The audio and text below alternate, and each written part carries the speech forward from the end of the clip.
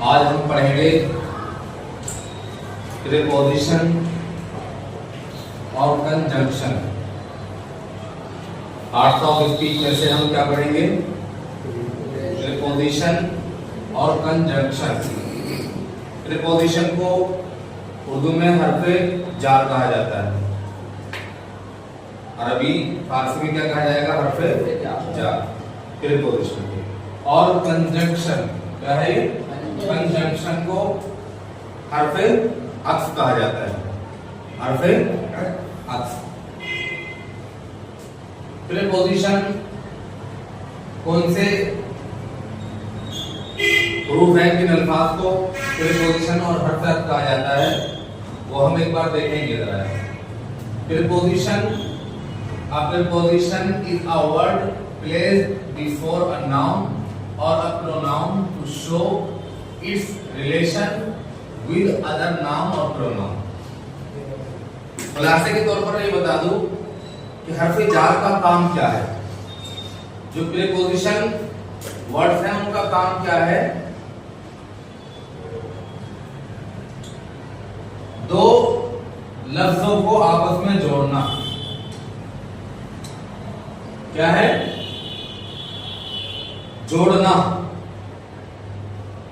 एक नाउन का दूसरे नाउन से, एक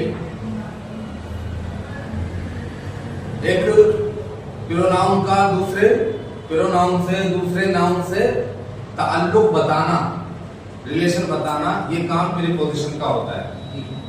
देखिए सही तरीके से, वो लफ्ज जो किसी जुमले के नाउन या प्रोनाउन से पहले इस्तेमाल होकर, वही है कि वो लफ्ज जो नाउन या प्रोनाउन से पहले इस्तेमाल होकर के दूसरे नाउन या प्रोनाउन से रिलेशन और ताल्लुक को बताता है। तो वो लफ्ज जो किसी जुमले के नाउन या प्रोनाउन से पहले इस्तेमाल होकर उसका ताल्लुक जुमले के दूसरे नाउन या प्रोनाउन से जाहिर करे, वो लफ्ज क्या कहलाते हैं? प्रीपोजिशन कहलाते हैं। क्या कहलाते हैं वो? प्रीपोजिशन। समझ में आया? वो लफ्ज जो किसी जुमले के नाउन या प्रोनाउन से पहले इस्तेमाल होकर उसका ताल्लुक जुमले के दूसरे नाउन या प्रोनाउन से जाहिर करे, उनको प्रीपोजिशन कहा जाता है। जैसे हम इसको प्रीपोजिशन मैंने कुछ दिए हुए हैं, जैसे in, on, at, into, under, before, after. ठीक है, ये कुछ प्रीपोजिशन है। इनको मैंने एग्जांपल सेंटेंस में यूज किया है, वहां उसको समझेंगे। The apples are in the basket. क्या है? The apples are in the basket. सेब बास्केट में है, टोकरी में है। तो यहां इन, ये क्या है? प्रीपोजिशन। क्या है? इन प्रीपोजिशन। चूंकि ये एक सेंटेंस में एक नाउन का ताल्लुक दूसरे नाउन से बता रहा है, वो कैसे बता रहा है उसको हमें समझना है। इन क्या है? ये प्रीपोजिशन है। तो डेफिनेशन तारीफ में आया था कि किसी जुमले के नाउन या प्रोनाउन से पहले इस्तेमाल होकर के। तो बास्केट नाउन है कि ना? नाउन है कि नहीं है? बास्केट क्या है? नाउन। तो इन नाउन बास्केट से पहले यूज हुआ और इन बास्केट जो नाउन है उससे पहले यूज होकर के इसने इसी सेंटेंस के दूसरे नाउन एप्पल से इसका ताल्लुक बताया है, जोड़ा है। क्योंकि इन ये बता रहा है कि बास्केट में क्या है? एप्पल। तो इन एप्पल्स और बास्केट के दरमियान ताल्लुक और रिलेशन को बता रहा है, जोड़ रहा है। यानी इन जो है एप्पल को किसे जोड़ रहा है? बास्केट से। बास्केट में क्या है? एप्पल। तो इन ये एप्पल और बास्केट के दरमियान जो दोनों नाउन है, एप्पल भी नाउन, बास्केट भी नाउन, दोनों नाउन एक ही सेंटेंस के दो नाउन के दरमियान में ताल्लुक को बताता है। ऐसे ही the book is on the table. Book किताब मेज पर है, किताब मेज पर है। तो इसमें ऑन क्या होगा? प्रीपोजिशन होगा, हर्फ जार होगा। क्यों? इसलिए कि परिभाषा के मुताबिक ये ऑन एक टेबल नाउन से पहले यूज होकर के उसी सेंटेंस के दूसरे नाउन बुक से ताल्लुक जोड़ रहा है। तो इन प्रीपोजिशन हर्फ जार टेबल नाउन और बुक नाउन के दरमियान ताल्लुक को बताता है। यानी ये बताता है कि टेबल पर क्या है, बुक है, टेबल पर क्या है, बुक है। तो इनने आकर के दो नाउन टेबल और बुक के दरमियान क्या बताया है, ताल्लुक को बताया। इसी तरीके से she is at the house, she is at the house, वो घर पर है, वो घर पर है। तो इसमें इस क्या बनेगा, ये एट ये प्रीपोजिशन बनेगा, क्योंकि इसमें आकर के एक सेंटेंस के नाउन से पहले यूज होकर के दूसरे प्रोनाउन, शी क्या है, प्रोनाउन, उसके दरमियान में ताल्लुक को बताया है कि एट क्या है, प्रीपोजिशन, इसने यूज होकर के, और हाउस जो नाउन है उससे पहले यूज होकर के शी प्रोनाउन जो सब्जेक्ट बन रहा है उस प्रोनाउन के दरमियान में ताल्लुक को बताया है कि घर पर वो लेडीज है, वो औरत। तो शी और हाउस के दरमियान, शी और हाउस के दरमियान क्या बताया है, एट ने ताल्लुक को बताया। तो एट क्या होगा, प्रीपोजिशन, एट क्या होगा, प्रीपोजिशन। ऐसी the dog is under the tree, इसमें अंडर क्या होगा, प्रीपोजिशन होगा, क्योंकि इसने ट्री नाउन से पहले यूज होकर के इसी सेंटेंस के दूसरे नाउन डॉग के दरमियान ताल्लुक को बताया है। यानी मतलब ये है कि पेड़ के नीचे कौन है, डॉग है, पेड़ के नीचे कौन है, डॉग। तो इसने अंडर ने डॉग नाउन और ट्री दूसरे नाउन के दरमियान ताल्लुक को बताया है। क्योंकि जितने भी मैंने निशान लगाए हैं इनमें इन, ऑन, इसी तरह एट और अंडर, ये प्रीपोजिशन है जो एक ही सेंटेंस के दो नाउन या एक नाउन और एक प्रोनाउन को आपस में जोड़ता है। चूंकि हमने डेफिनेशन में यही पढ़ा है कि वो लफ्ज जो किसी जुमले के नाउन या प्रोनाउन से पहले इस्तेमाल होकर के उसका ताल्लुक जुमले के दूसरे नाउन या प्रोनाउन से जोड़े। तो इस सेंटेंस में या तो प्रीपोजिशन ने आकर के दो नाउन के दरमियान ताल्लुक को बताया है, या एक नाउन और एक प्रोनाउन के दरमियान ताल्लुक को बताया है, एक ही सेंटेंस। ठीक है, तो ये होगा प्रीपोजिशन। सातवें नंबर पर है कंजंक्शन। प्रीपोजिशन के बाद पार्ट ऑफ स्पीच में सातवें नंबर पर क्या है, कंजंक्शन, जिसको हम हर्फ अत्फ कहते हैं। ठीक है, इसमें क्या होता है, या तो दो नाउन को या दो जुमलों को या दो फ्रेज को आपस में जोड़ा जाता है। ठीक है, तो उसको कोऑर्डिनेशन भी बोलते हैं। ये जो है जैसे एंड, बट, और, बिकॉज, इनको कोऑर्डिनेट वर्ड भी कहा जाता है। क्या कहा जाता है, कोऑर्डिनेट वर्ड, यानी वो लफ्ज जो दो नाउन को या दो जुमलों को आपस में जोड़ते हैं। जैसे देखिएगा, तो यहाँ कंजंक्शन की तारीफ हमने क्या की है, a conjunction is a word that joins two words और फ्रेजेस और सेंटेंसेस टुगेदर। तो हर साथ वो लफ्ज है जो दो अल्फाज, वो लफ्ज है जो टू वर्ड, दो अल्फाज या दो फ्रेज यानी फिक्रे या दो जुमलों को आपस में जोड़ते हैं।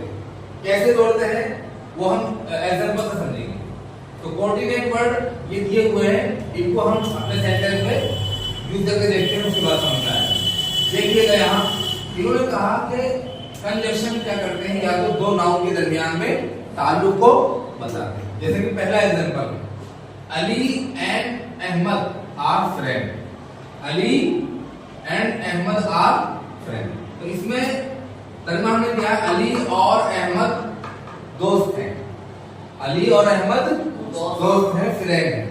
तो एंड क्या होगा, ये कोऑर्डिनेट वर्ड यानी कंजंक्शन होगा। क्या होगा ये, कंजंक्शन। क्या होगा ये, कंजंक्शन। चूंकि ये एंड क्या काम कर रहा है। अब इसके बाद एक सेंटेंस है, I like T but I don't like coffee. इसमें बट क्या होगा, कंजक्शन होगा, कोऑर्डिनेट वर्ड होगा, क्योंकि यहाँ जो है एक सेंटेंस को दूसरे सेंटेंस से ये जोड़ रहा है। कौन? बट कि मुझे चाय पसंद नहीं है, मुझे चाय पसंद है लेकिन कॉफी पसंद नहीं है। तो बट ने एक सेंटेंस आई लाइक टी और दूसरे sentence I don't like coffee को आपस में जोड़ा है। तो ये बट क्या होगा? कंजक्शन कोऑर्डिनेट वर्ड होगा। तीसरा सेंटेंस है डू यू वांट टी और कॉफी? क्या तुम चाय पीना चाहोगे या कॉफी? तो यहां और जो होगा, और ये कोऑर्डिनेट वर्ड होगा कंजक्शन, क्योंकि ये दो नाउन कॉफी और टी के दरमियान टी को आपस में जोड़ रहा है।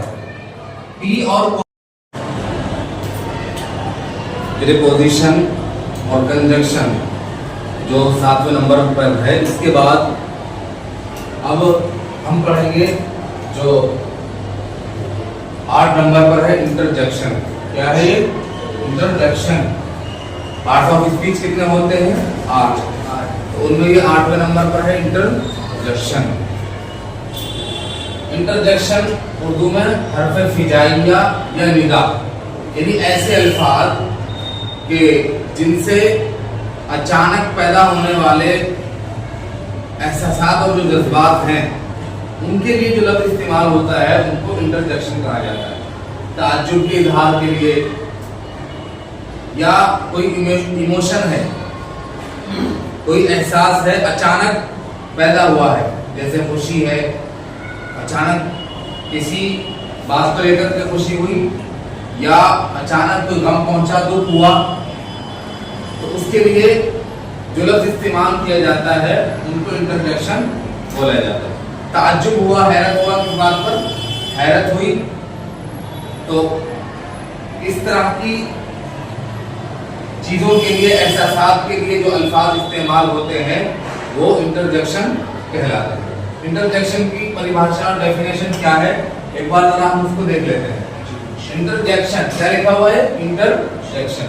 इसकी परिभाषा है an interjection is a word or phrase used to express sudden feelings or emotions such as joy, sorrow, surprise, anger और एक्साइटमेंट उर्दू में हम इसको समझते हैं। इंटरजेक्शन की तारीफ क्या है? वो लफ्ज जो अचानक, सडन, क्या लफ्ज है?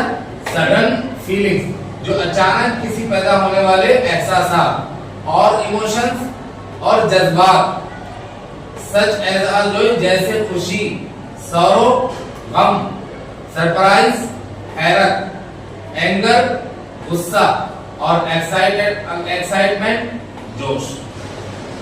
किसी अचानक आपको किसी बात पर खुशी हुई, या गम और अफसोस हुआ, सरप्राइज, या किसी बात पर गुस्सा या जोश है किसी बात को लेकर के, जिसको हम एक्साइटमेंट बोलते हैं, तो ऐसे चीजों के लिए जो लफ्ज इस्तेमाल करेंगे हम, वो क्या कहलाएंगे? इंटरजेक्शन, हुरूफे फिजाइया। ठीक है? तो जो लफ्ज अचानक किसी पैदा होने वाले एहसासात और जज्बात, जैसे खुशी, गम, अफसोस भी इसमें आ जाएगा, हैरत, ताज्जुब, गुस्सा या जोश को जाहिर करने के लिए जो लफ्ज बोले जाते हैं वो इंटरजेक्शन उनको कहा जाता है। मैंने यहाँ कुछ इंटरजेक्शन इंग्लिश में यूज होते हैं, मैंने 3-4 आप दिए हुए। हुर्रा, क्या है ये? हुर्रा, अलास, वाव, ओ, ये 4 इंटरजेक्शन है। हुर्रा का यूज होता है खुशी के मौके पर, आपको किसी बात को लेकर के खुशी हुई और आपको अपने सेंटेंस में कहना चाहते हैं, तो आप हुर्रा लगा करके यूज करके आप सेंटेंस कहेंगे। जैसे कि आप कहीं मैच खेल रहे हैं, क्रिकेट मैच खेल रहे हैं और आप जीत गए, तो आप खुशी की वजह से कहते हैं hurrah we won the match. खुशी में क्या कहते हैं हम? Hurrah we won the match. हम तो मैच जीत गए, हम तो मैच जीत गए। तो ये खुशी का जो इजहार है, उस मौके पर हम क्या लफ्ज लगाएंगे? हुर्रा। ٹھیک ہے. ایسے ہی الاس یہ یوز ہوتا ہے غم افسوس اور دکھ کے موقع پر. کسی بات سے آپ کو دکھ ہوا افسوس ہوا اور آپ اس کو اپنے سینٹینس میں یوز کر رہے ہیں اور کہہ رہے ہیں تو اس وقت آپ الاس یوز کریں گے. جیسے کسی کا انتقال ہو گیا, کسی کا انتقال ہو گیا تو غم اور دکھ کی بات ہے کہ نہیں ہے. آپ کو جیسی خبر ملی تو آپ نے کہا الاس ہی از نو مور, الاس ہی از نو مور, ہائے افسوس اب وہ نہیں رہا, اب وہ نہیں رہا یعنی دنیا میں نہیں رہا, اس کا انتقال ہو گیا. تو یہ ہررا یوز ہوگا جوائے یعنی خوشی کے لیے, اور الاس یوز ہوگا سورو یعنی غم افسوس اور دکھ وغیرہ کے لیے یوز ہوگا الاس. ٹھیک ہے. تیسرے نمبر پر ہے یہاں واو, یہ یوز ہوتا ہے سرپرائز. کسی بات کو لے کر کے آپ کو سرپرائز ہوا, حیرت ہوا, تو اس موقع پر آپ کیا یوز کریں گے واو, W O W wow. Wow what a beautiful room, wow what a beautiful روم, واو کتنا خوبصورت روم ہے.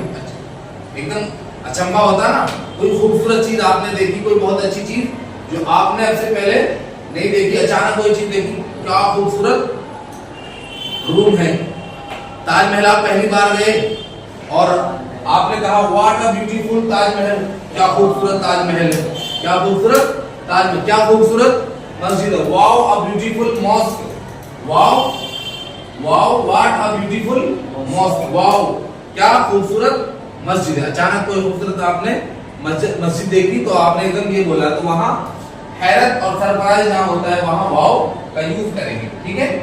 ایک ہوتا ہے او, او ایچ او, یہ کس چیز کے لیے ہوتا ہے اٹینشن, اٹینشن کے لیے یوز ہوتا ہے. کس چیز کے لیے اٹینشن, اٹینشن مطلب کسی کو پکارنے یا متوجہ کرنے کے لیے کیا لفظ بولا جائے گا اٹینشن. او, او مائی گاڈ, اے میرے اللہ, اے میرے اللہ, یہ ایشور جو بھی آپ بول سکتے ہیں, اے میرے اللہ. تو وہاں کسی کو متوجہ کرنے کے لیے یا پکارنے کے لیے, یہاں پکارنے کے لیے کہیں گے او مائی گاڈ, اٹینشن کو ہم انگلش میں کہیں گے. ٹھیک ہے. اس کی جگہ ہم کہہ سکتے ہیں اور مطلب ویسا سینٹینس ہے او زیڈ, پکارنے کے لیے او زیڈ, انگلش میں ایسے بولتے ہیں او زیڈ, اے زیڈ. جیسے فارسی میں کیا یوز کریں گے اے زیڈ, اور عربی میں یوز کریں گے یا زید, اے زید. اس کو پکارنے کے لیے کس کیا یوز ہوگا او مائی گاڈ. تو یہ ہررا الاس واو او یہ چار الفاظ جو میں نے انٹرجیکشن کے یہاں ذکر کیے ہیں, ان کا یوز سینٹینس میں آپ کو بتایا ہے. ٹھیک ہے. کہ ہررا کس کے لیے یوز ہوگا خوشی کے لیے, الاس کس کے لیے یوز ہوگا سورو یعنی غم افسوس اور دکھ کے لیے, واو یوز کس کے لیے ہوگا سرپرائز یعنی حیرت تعجب کے لیے یوز ہوگا, اور او یہ اٹینشن کے لیے یعنی کسی کو پکارنے یا اپنی طرف متوجہ کرنے کے لیے او کا یوز ہوگا. ٹھیک ہے. اور ان کے بعد جتنے بھی انٹرجیکشن ہیں کیا ہیں یہ انٹرجیکشن, ان کے بعد یہی لگاتے ہیں, کیا بولتے ہیں اس کو, یہ جو الٹی آئی سی آپ کو دکھ رہی ہے یہ اس طرح لگاتے ہیں. کیا ہے یہ دکھ رہا ہے نہیں, یہ جتنے بھی انٹرجیکشن الفاظ ہیں ان کے بعد کیا لگائیں گے, ایسا ہم مارک اور نشان لگائیں گے. ان کو بولتے ہیں ایکسکلیمیشن مارک. کیا بولتے ہیں ان کو ایکسکلیمیشن مارک. یہ والا جو مارک لگتا ہے ایکسکلیمیشن, یہ کوئی کوسچن مارک ہوتا ہے, کوسچن مارک کس طرح لگاتے ہیں, اس طرح لگاتے ہیں. ٹھیک ہے.